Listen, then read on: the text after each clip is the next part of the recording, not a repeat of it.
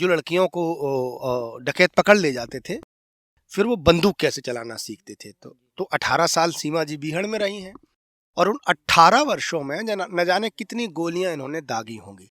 मैं वो पूरा किस्सा इनसे जानने की कोशिश करूंगा कि कैसे अपहरण के बाद आपने बंदूक को चलाना सीखा। बहुत बहुत स्वागत। देखिए मनोज जी, मेरे जब अपहरण हुआ था तब मैं 13 साल की थी। उस समय हमें यही पता नहीं पड़ता था कि ये नकली हैं कि असली हैं।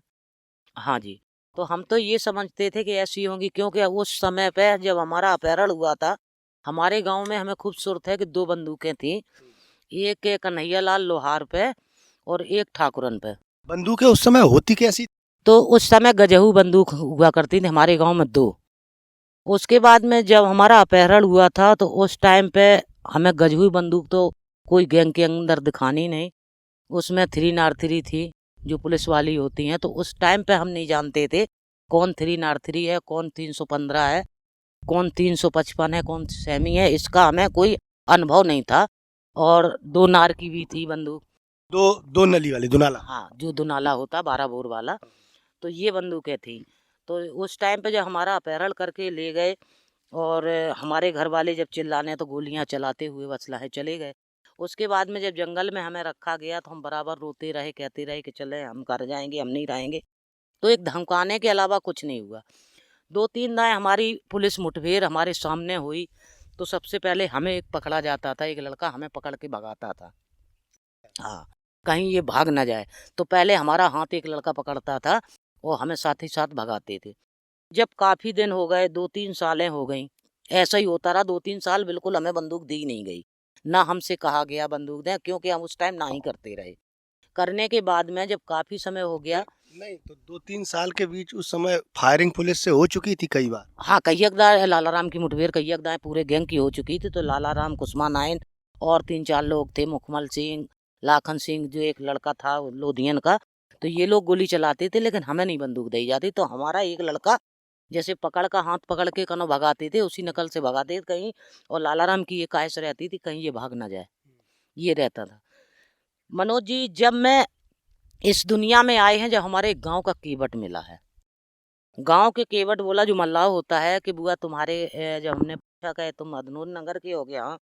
तो बोला हमने कि हमारे मम्मी पापा कैसे हैं। तो बोले कि मम्मी पापा तो हो गया, अय्या बाबा तो दोनों जेल में चले गए। वो लड़का अय्या बाबा कहता था हमारी मम्मी से। मतलब आपके माता पिता आपकी पकड़ के बाद माता पिता जेल में चले गए। हाँ, 3 साल बाद जब मिला, बोले कि बड़ा वाला भाई और मम्मी पापा दोनों जेल में हैं और छोटा वाला भाई है तो वो इधर उधर भागा भागा फिरता था। तो हमने जब एक दिन लालाराम से पूछा, हमने कि 8 दिन तक हमने जब कुछ गुनाह नहीं किया तो हमारे मम्मी पापा को जेल कैसे हो गई। तो लालाराम ने कहा कि तुम तो अपराधी हो गई थी, जब तुम्हारा अपहरण किया था 1 महीना नहीं हो पाया और अपराधी बन चुकी थी। हमने कि हमने जब कोई अपराध नहीं किया, क्योंकि उस टाइम पे हम यही नहीं जानते थे कि अपराध होता क्या है। जब उनने दिखाया कि हम जितनी वारदात करते, चाहे डकैती डालें या हम कनो पकड़ करें, तो ये पैड का कागज है, इसमें हम सब सदस्यों के नाम दे देते हैं।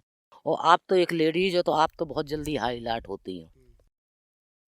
तो जब हमने वहाँ पे, फिर मेरे दिमाग में यही आई कि अब हम यहाँ दुनिया से निकल नहीं पाएंगे। तो तब हमने कही कि हमें बंदूक तो चलाना सिखाओ। तो पहली बार जब लालाराम ने हमें बंदूक दी, तो पहले तो बंदूक जब हमने उठाई तो बहुत बजनीली लगी हमें, क्योंकि हम पहली बंदूक वो कौन सी थी जो अपने हाथ में पकड़ी थी? 315। हाँ, 315 थी। उनने हमें दिया। तो जिला जालौन के एक जंगल के किनारे दहलकन मंदिर बचता है, उसी मंदिर पे ठाड़े हुए। तो बोले यहाँ फायर करो।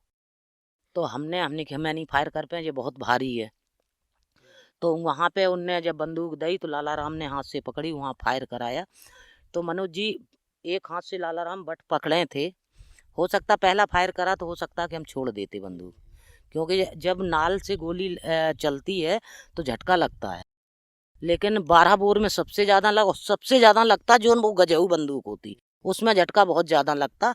लेकिन हर राइफल, कितनी भी बड़ी राइफल हो, लेकिन जब गोली निकलती तो एहसास हो जाता है कि गोली निकल चुकी, क्योंकि झटका लगता हल्का सा।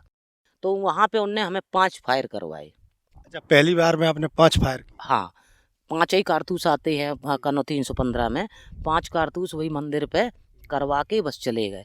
तो बोले जे तो जे कनो बंदूक चलाना सीख गई, सीख गई, सीख गई। तो हमने कि अभी तो तुम पकड़े थे, अभी थोड़ू। हमने कि जब हम अपने आप चलाएं सब तो हम माने।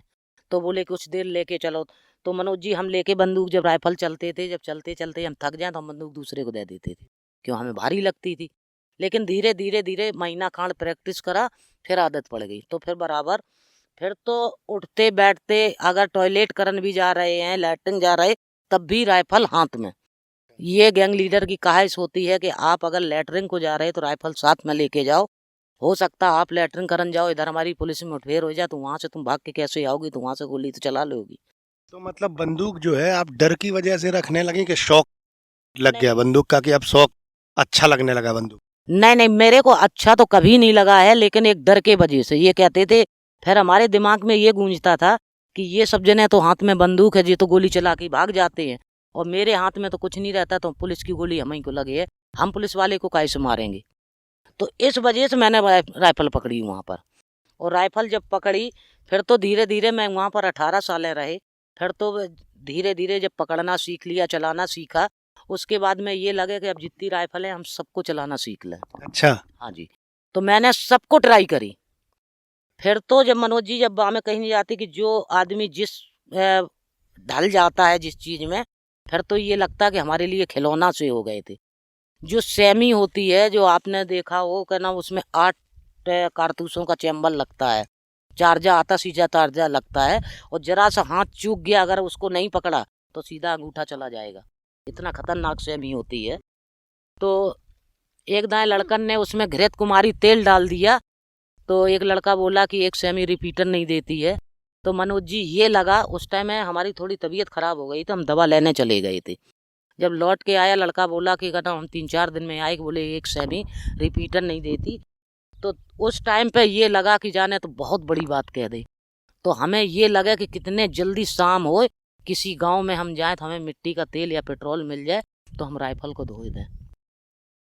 राइफल में अलग तरह का तेल पड़ता? राइफल का जो बंदूक का तेल है अलग आता है, वो बिल्कुल पतला होता है, वो उड़ जाता है। और जो घृत कुमारी जो तेल आता है वो सबसे गाढ़ा होता है। ये तेल कभी बंदूक में नहीं डालना चाहिए, क्योंकि वो रिपीटर औजार है, उसमें स्प्रिंग होता है। स्प्रिंग इतना तरीके से चिपक गया था, जब लगता था जैसे इसमें गोंद भरी है।